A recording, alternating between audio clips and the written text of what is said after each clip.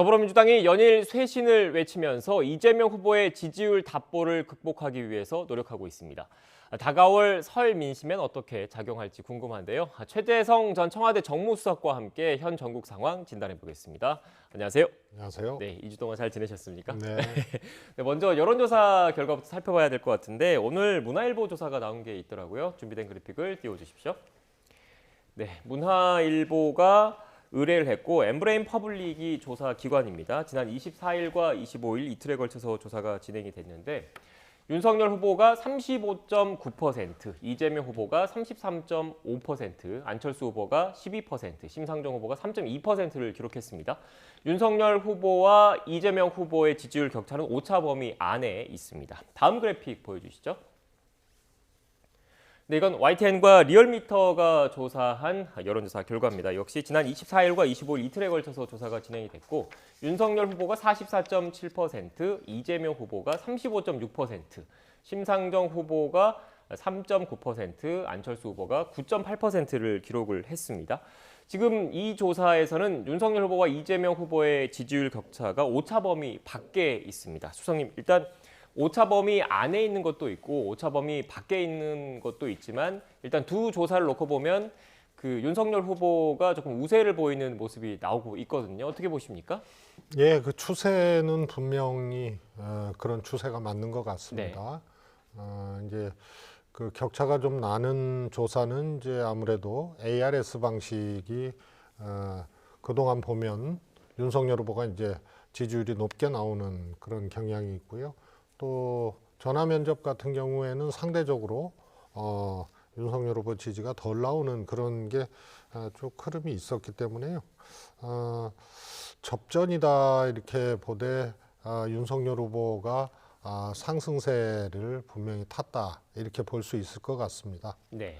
일단 뭐 지금 그 수원님께서 말씀을 해주셨는데 YTN과 리얼미터 조사 윤석열 후보가 오차 범위 밖에서 지금 조금 앞서 있는 결과가 나왔는데 이것은 지금 ARS로 조사가 좀 진행이 됐고 앞서 그 문화일보와 엠브레인 퍼블릭이 조사한 결과도 오차 범위 안에서 윤석열 후보가 앞선 결과는 그 무선 전화 면접으로 진행됐다는 점을 참고로 말씀을 드리겠습니다. 지금 수원님께서 그 분석을 하신 대로 민주당 내에서도 이런 여론조사를 당 정책 연구 기관에서 돌릴 거잖아요. 비슷한 경향성이 좀 띄고 있습니까? 어떻습니까? 예, 그 이제 특이한 것이 네. 윤석열 후보의 경우에는 지난번에 대통령 후보로 선출되고 지금까지 한 3개월 정도 기간 동안에 한 15% 내외의 등락을 한 두세 번 거듭했거든요. 네. 그래서 이런 조사도 굉장히 이제 특이한 거고요. 그래서 지난번에 후보 선출 이후에 컨벤션 효과로 40% 중반까지 갔었잖아요. 네. 그리고 뭐 하여튼 선대위 문제 등등등으로 또 이제 추락을 해서 한 15% 정도 내려갔는데 지금 다시 그것이 이제 회복되고 있는 그런 추세만은 분명한 것 같습니다. 네. 수원님 최근에 그 윤석열 후보 측에서는 이른바 부인 김건희 씨의 녹취 파일이 공개가 되면서 일부가 공개가 되면서 부정적인 영향을 미친 것 아니냐 이런 우려도 나오고 있는데 또 이런 여론조사 결과를 보면 또 일각에서는 크게 또 영향은 미치진 않았다 이런 분석을 내놓으신 분들도 계시던데 수석님께서는 어떻게 보십니까? 우선은 김건희 씨의 경우가 오히려 지지율 상승에 영향을 미쳤다 이렇게 얘기하는 거는 네. 조금 지나친 네. 거고요. 좀 억측이고요. 이제 국민의힘 내부의 문제, 이준석 대표라든가 이런 문제들이 일단 봉합이 되고 이러면서 지지자들이 이제 결집을 하고 네. 또 그런 것이 이제 정권 교체에 이 정권 교체를 바라는 응답을 하시는 그런 이제 국민들이 이제 지지를 보낸 것으로 그렇게 이제 해석이 돼야죠. 그래서 그것이 이제 김건희 씨의 문제가 영향이 없다거나 혹은 오히려 상승세에 영향을 미쳤다는 것은 그것은 조금 억측인 것 같고요.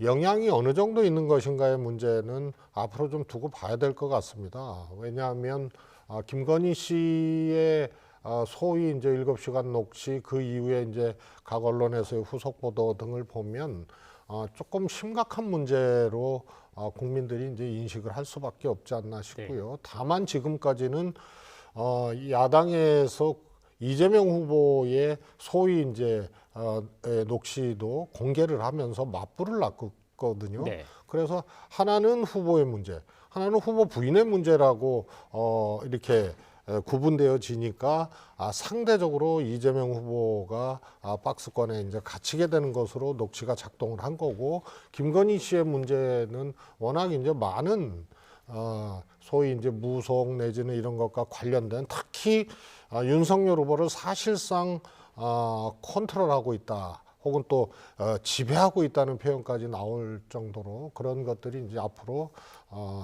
국민들의 여론에 어떻게 반영될지는 여지가 있다고 봅니다. 네, 그러니까 일각에서 나오고 있는 김건희 녹취록이 윤석열 후보 지지율 상승에 도움이 됐다라는 분석은 지나친 억측이다라는 말씀이신 것 같아요. 그거는 있을 수 없는 얘기죠. 네.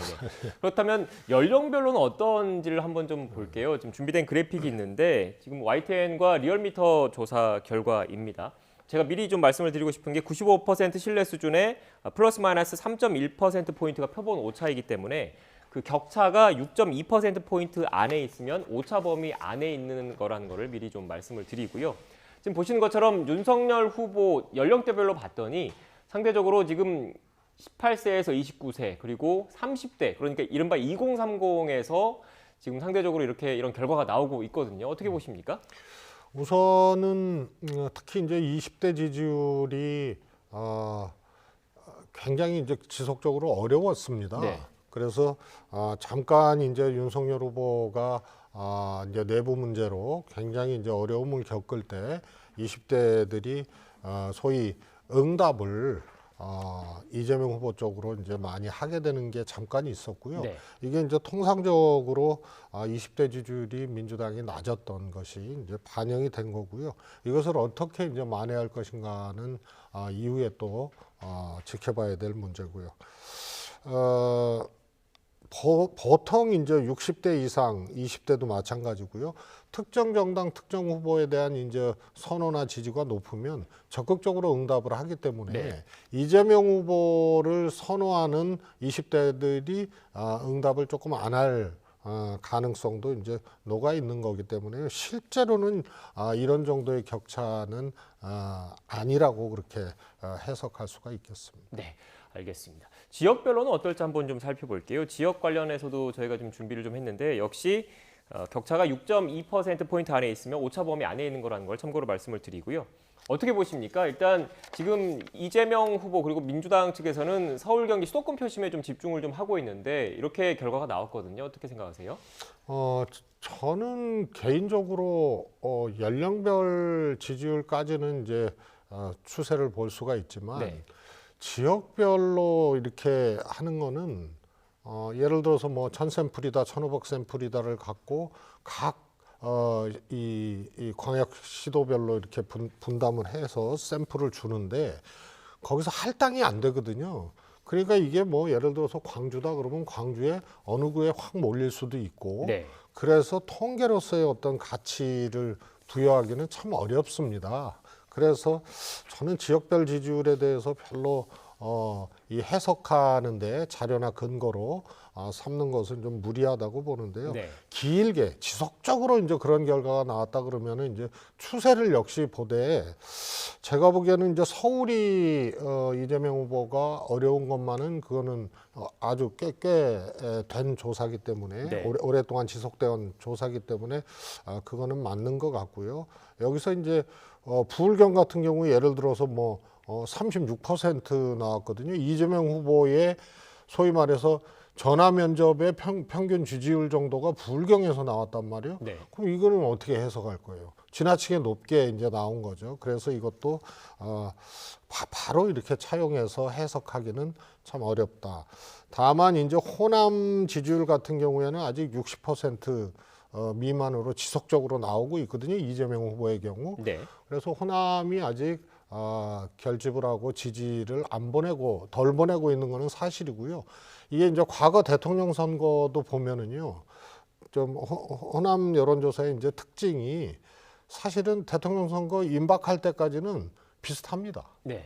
그래서 60%를 채 넘기기 힘든 경우가 과거에 이제 문재인 후보도 왕왕 있었고요. 그래서 이런 것들을 종합적으로 봤을 때 서울의 지지율이 이재명 후보가 열세인 것은 분명한 것으로 해석될 수 있겠고요. 그것이 이제 두 후보가 수도권 서울을 놓고 어떻게 이제 경쟁을 해야 될지가 또 가장 주목할 부분이라고 생각합니다. 네. 앞서 수석님께서 그 부울경 말씀하시면서 전화 면접 얘기를 해주셨는데 저희가 보여드렸던 그 여론조사 결과는 YTN과 리얼미터 결과여서 네네. ARS 그 조사 아니 결과. 그러세요. 네. 전화 면접은 이재명 후보가 상대적으로 선호도가 높고 ARS는 윤석열 후보가 상대적으로 높다는 것이 ARS인데 이 결과가 나온 게 ARS인데 주목받는다. 36%가 부울경에서 나왔으면 전화 면접의 평균 지지율, 전국 평균 지지율하고 같은 거니까 이거 깜짝 놀랄 일이거든요. 그래서 이것이 지역별로 할당되지 않은 것을 바로바로 이렇게 근거로 삼기에는 좀 무리가 있다는 얘기입니다. 네. 수석님께서 부연 설명을 해주시니까 이해가 바로 쏙쏙 되는 것 같습니다. 네, 알겠습니다. 오늘 이재명 후보가 호남 지금 찾은 거죠? 어떤 의미가 있다고 봐야 되겠습니까? 일정 속에서 네. 이제 지난 주에는 이제 이번 주에 또 수도권 경기 지역을 또 했지 않습니까? 네. 서울, 경기 이렇게 했는데요. 그래서 후보의 이제 일정 계획 속에서 또 이제 호남을 택한 거고요. 최근에 이제 이낙연 전 대표께서 이 성남시장 유세에 합류를 하시고 네. 또 호남에 또 이 도움을 또 함께 주시기 때문에 아마 지금 이제 지지층 결집의 이제 필요성 이런 것들이 이제 부각되는 시기에서 호남 일정을 특별히 그런 것을 강조한 것은 아니지만 그런 효과를 또 기대하면서 봐볼 필요가 있을 것 같습니다. 네, 그러니까 조금 있으면 설 연휴가 시작이 되잖아요. 물론 정부에서는 그 오미크론 변이가 워낙 확산하고 있기 때문에 되도록 고향 방문을 자제해달라고 요청을 하고 있지만 평소보다는 고향에 많이 가실 테고 또 타지에 나가 계신 호남 분들이 또 고향을 많이 찾으실 거지 않습니까? 그걸 앞두고 이른바 밥상 민심 이재명 후보에게 좀 더 우호적으로 조성하기 위해서 내려간 측면도 있다 이렇게 봐도 되는 겁니까? 그것이 뭐 특별히 그런 것 같지는 않습니다. 뭐 전국을 다 이렇게 도니까요. 지금 이제 소위 말해서 메타버스 이제 시즌 2 아닙니까? 그래서 민심 속으로 가겠다는 거는 이제 결국 전국 투어기 때문에 그것의 일환으로 이제 봐줘야지 호남만 특별히 그렇게 의미를 부여하는 거는 뭐 공교롭게 뭐 그럴 수도 있겠습니다만. 네. 알겠습니다. 큰 의미까지 부여할 필요는 없다 이런 말씀이신 것 같은데 이 얘기를 또 해볼게요. 그 지금 이재명 후보가 어제 긴급 기자회견을 열어서 네거티브 공방을 중단하자 이런 얘기를 했는데 녹취를 먼저 듣고 어떤 의미가 담겨 있는지 한번 알아보겠습니다. 저 이재명은 앞으로 일체 네거티브를 하지 않겠습니다. 네거티브를 확실하게 중단하고 오로지 민생, 미래, 국민들의 삶에 대해서만 말씀드리겠습니다. 야당도 동참해 주십시오. 이 리더가 주어진 권한으로 술이나 마시고 어디 자기 측근이나 챙기고 맨날 게을러 가지고 딴 사람한테 맡겨놨더니 그 딴 사람 황간 내시들이 장난이나 치고 어디 가가지고 이상한 짓이나 하고 이런 나라가 어떻게 됐습니까? 나라가 망했어요. 김건희 씨 통화 녹음입니다. 한동훈? 응. 왜? 무슨 일 있어? 한동훈에게 자기가 전달하겠다 이렇게 얘기를 하고 있어요. 김건희 씨입니다. 9번 통화했고 332회 카카오톡 메시지를 주고 받았다라고 합니다. 배우자인 김건희 씨가 사실상 한동훈 씨한테 수사지휘해왔던 거 아닌지 모르겠습니다. 네거티브 최고 전문가라 할 이재명 후보가 뜬금없이 네거티브 중단을 선언해서 국민들의 실소를 자아내고 있습니다. 이재명 후보는 그간 상대 후보에 대해서 온갖 네거티브를 퍼붓다가 자신에게 불리한 이슈들이 터져 나오면은 그때는 언제 그랬냐는 듯이 네거티브 중단을 외쳐왔습니다. 민주당과 이재명 후보가 진심으로 정치를 개혁하겠다는 의지가 있다면 다른 무엇보다도 대장동 특검부터 받아들이고 대통령에게 중립 내각부터 구성부터 건의해 주시기 바랍니다. 네, 그러니까 국민의힘 입장에서 주장하고 있는 거는 네거티브 공방 중단하자 이렇게 얘기를 해놓고 얼마 지나지 않아서 사실상 네거티브 공방하는 것 아니냐 이런 주장이거든요. 어떻게 보십니까? 저는 이제 네거티브가 있고요. 네, 마타도어가 있지 않습니까? 사실은 이 마타도어 같은 거는 법적으로도 네, 사실은 문제가 될 수도 있고요. 근데 네거티브는 어떤 특정한 사실에 대해서 의혹 제기를 하거나 혹은 그런 사실에 대해서 지속적으로 상대를 이제 공격하는 그런 것으로 주로 본다면 네. 하여튼 이 개념들이 모호해요. 통상적으로 후보 선택을 얘기하면서 상대 후보의 특징이나 혹은 또 단점, 또 리더십의 문제 이런 것을 얘기하는 것까지 네거티브로 그렇게 지칭하는 것은 그거는 사실은 뭐 경계가 명확치는 않습니다만 그건 좀 무리한 것 같습니다. 예컨대 예를 들어서 김건희 씨의 이제 이 윤석열 김건희 후보의 무속 의혹이라든가 뭐 또 이런 것들을 후보가 계속 공박을 하는 거 그거는 이제 네거티브라고 볼 수가 있겠죠. 그러나 윤석열 후보가 검찰 사람 잡아넣는 검찰 일만 하다가 어떻게 갑자기 국정을 꾸려가겠습니까? 이것을 상대의 특징이나 하나의 이제 인생의 궤적 이것을 보고 리더십의 문제를 얘기를 하면 이거는 네거티브라고 볼 수 있겠느냐 이런 점을 조금 최소한 좀 구분해서 봐야 될 것 같습니다.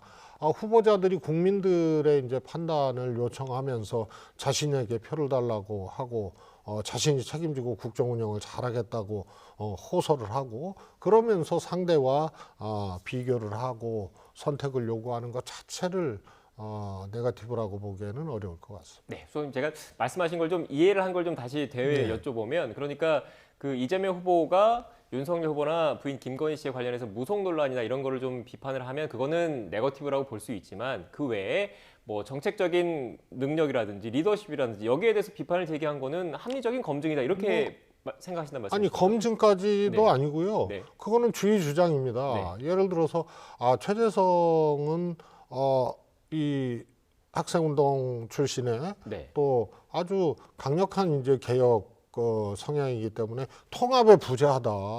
저런 리더십 가지고 어떻게 국민 통합을 이루겠냐? 이것을 네거티브라고 볼 수 있겠습니까? 그래서 그런 점은 최소한 이 판단을 요청하기 위한 하나의 이제 리더십의 문제 제기라든가 상대의 문제 제기와 그 다음에 네거티브와 마타도와 이런 것은 뭐 명확한 구분은 없습니다만 최소한 그게 조금 구분돼야 되지 않나 싶습니다. 지금 수석님께서 자연스럽게 그 586 말씀을 스스로 이렇게 해주셔서 이 얘기를 좀 여쭤볼게요. 지금 민주당에서 잇따라 쇄신안을 좀 내놓고 있습니다. 송영길 대표가 차기 총선에 출마하지 않겠다고 했고 또 이어서 연이어서 이른바 586 용태론도 나오고 있어요. 어떻게 보십니까? 이게 참 혁신 의지를 이 얘기를 하고 네. 하는 것은 굉장한 이제 결심이 필요하잖아요. 그래서 송영길 대표가 그렇게 했어요. 근데 그렇게 되면은 그 다음에 또 더 뭘 할 거냐 이렇게 나오죠. 국민의힘은 사실은 이제 그런 움직임이나 주장이 없거든요. 네. 근데 민주당 대표가 그렇게 했어요. 이걸 이제 586 용태론까지 또 연결을 시켜서 그러면 누가 용태할 거냐 이렇게 가는 것은 조금 제가 보기에는 네. 혁신 의지를 제기한 쪽에 너무 그렇게 몰아치는 거 아닌가 싶고요.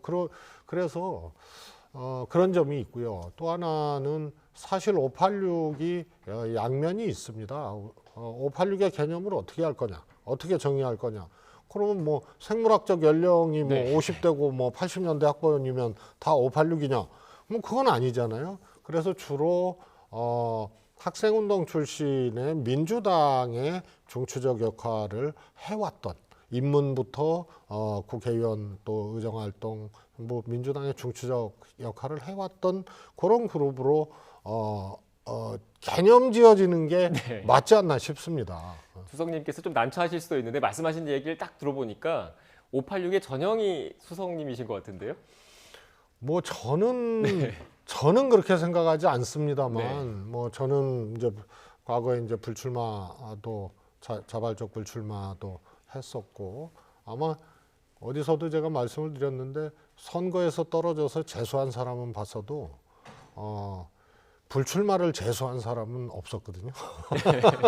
그런데 이제 저 같은 경우에는 예를 들어서 김대중 대통령 총재 시절에 젊은 피 소위 말해서 학생운동 출신의 학생운동 지도자들을 영입을 해서 출마를 시켰던 그런 거하고는 조금 이제 입문 동기가 좀 다릅니다. 그래서 저뿐만이 아니고 많은 이제 50대 그다음에 80년대 학번들이 지역이나 이런 데서 활동을 하면서 경쟁을 거쳐서 입문을 한 경우가 대다수죠. 그래서 이런 경우하고 뭐 같이 해도 뭐 운명이거니 하겠지만요. 조금은 이제 구분되어지는 문제고요. 그러나 아무튼 586 세대가 포스트 586 옛날로 거슬러 가면 포스트 386 세대가 민주당 내 형성이 안 된 거는 그만큼 또 상대적으로 장벽으로 존재를 해왔던 것이 아니냐 이런 측면에서 정치는 늘 새로워야 되고 새로운 흐름들이 또 보장되고 만들어지는 것들이 이 옳고 타당한 것인데 그런 점에서는 586 세대의 혁신 의지들이 필요한 것은 분명한 것 같습니다. 네. 그 2주 전쯤에 그 수석님께서 이 자리에 나오셔가지고 이런 말씀을 좀 하신 적이 있어요. 좀 한동안 뭐 여러 기사에서도 좀 나오고 했는데 최근 그 송영길 대표 우스갯소리란 전제를 하시긴 했지만 송영길 대표가 뭐 이런 모습이 아니었으면 40% 지지율 넘었을 것이다 이런 취지의 말씀을 하셨거든요. 지금도 같은 생각이십니까? 이번에 이제 송영길 대표가 소위 말해서 이제 아주 절박한 혁신 의지로 본인의 불출마 또 청주 또 뭐 안성 종로 후보 내지 않겠다. 사실 후보 내도 되는 데인데 청주 정도는 민주당의 기준으로 보면 안 낼 수 있는 데인데요. 나머지 지역까지 안 내겠다고 이렇게 얘기한 거는 그만큼 절박하고 또 민주당이 더 낮은 자세로 국민들께 호소하고 또 이 지지해달라는 그런 절박함의 표현인데요. 그런 것이 아마 송영길 대표가 조금 압박으로 다가오고 또 이렇게 좀 통찰을 하게 된 그런 과정이었다고 봅니다. 사실 문 대통령한테 이제 탄압을 받은 이재명 후보처럼 얘기하는 것 이런 것들이 사실 지지층의 이 결집이라든가 이런 것들을 장애하는 것들이 맞거든요. 그러니까 문 대통령 지지율하고 민주당 지지율의 중간쯤에 이재명 후보의 지지율이 있는 것은 다시 생각해 보면 문 대통령 지지율조차도 지금 못 갖고 가는 그런 형국이거든요. 거기에 자꾸 갈라치는 듯한 지지자를 갈라치는 듯한 얘기를 하게 되면 사실 그게 지지율에 지장이 있는 것은 맞는 거죠. 네, 알겠습니다. 일단 뭐 윤석열 후보 얘기도 간략하게 마지막으로 좀 해봐야 될 것 같은데 오늘 정치 분야 공약을 발표했는데요. 먼저 듣고 오겠습니다. 국민과 소통하는 일하는 대통령이 되기 위해서는 제왕적 대통령의 잔재를 철저히 청산해야 합니다. 권위만 내세우는 초법적인 대통령은 이제 없어질 것입니다. 대통령은 법의 지배 틀 안으로 내려와서 해야 할 일에 집중하겠습니다. 새로운 대통령실은 광화문 정부 서울청사에 구축될 것입니다. 기존의 청와대 부지는 국민께 돌려드릴 것입니다. 국민은 늘 대통령을 만날 수 있을 것입니다. 대통령도 늘 국민과 소통하며 일할 것입니다. 다음 정부 네, 윤석열 후보 광화문 정부 서울청사에 대통령실 구축하겠다 얘기했는데 수석님도 청와대 계셨으니까 제가 여쭤볼게요. 문재인 대통령도 취임 당시에 광화문 시대에 열겠다면서 정부 서울청사에서 국정에 임하겠다 이런 말씀을 하신 적이 있잖아요. 그런데 어떻게 보면 뭐 임기가 이제 다 돼가지만 무산된 거지 않습니까? 그게 네. 가능할까요?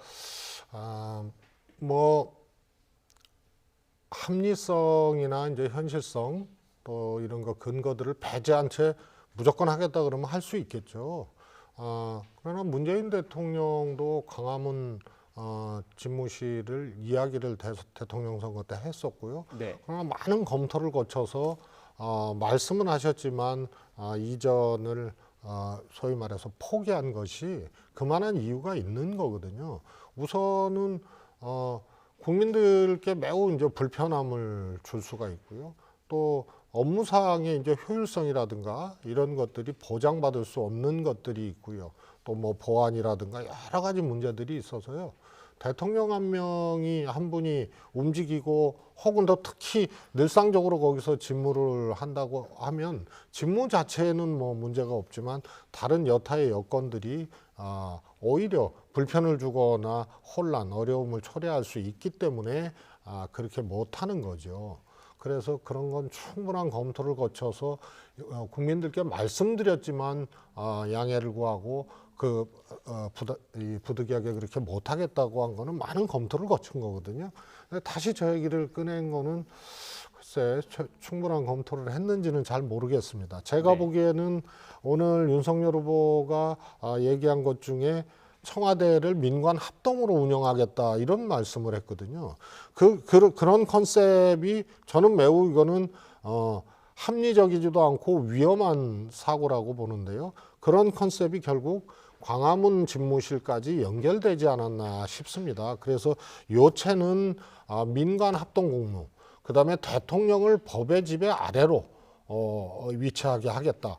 뭐 지금 문재인 대통령이 법의 지배 위에 있거나 그런 모습을 보였다는 얘기인데 아무튼 이런 것하고 연관이 돼서 법의 지배 아래의 대통령, 그래서 민관 합동근무 청와대, 그러다 보니까 광화문 이렇게까지 연결된 것 같습니다. 그래서 이것은 마치 무슨 게임을 하듯이 대통령 업무를 할 수 있는 것이 아니고요. 다 신중한 검토를 하고 현실성과 합리적 근거들이 있는지를 다 분석을 해보고 해야 되는데 이게 너무 주장이 연결되다, 생각이 연결되다 보니까 문재인 대통령 법에 위에 나는 권위적인 청와대 안 하겠다, 민간합동이라는 이건 정말로 현실적으로 불가능한 그런 얘기를 하다 보니까 광화문 집무실까지 나간 것 같습니다. 제가 보기에. 네, 알겠습니다. 일단 뭐 윤석열 후보 측이 없어서 이 이야기는 좀 하고 마무리를 좀 해야 될 것 같은데 일단 윤석열 후보 측에서는 그 대통령이 늘 국민과 좀 소통하는 자세를 취하겠다 이런 취지에서 이런 그 앞서 말씀드렸던 공약들도 검토하고 추진해 보겠다 이런 취지로 발표하지 않았을까라는 또 주장을 할 수 있다는 점을 참고로 말씀을 드리고요. 오늘 대담 여기서 또 마무리해야 될 것 같습니다. 지금까지 최재성 전 청와대 정무수석과 함께 전국 현안에 대한 이야기 나눴습니다. 오늘 말씀 고맙습니다. 감사합니다.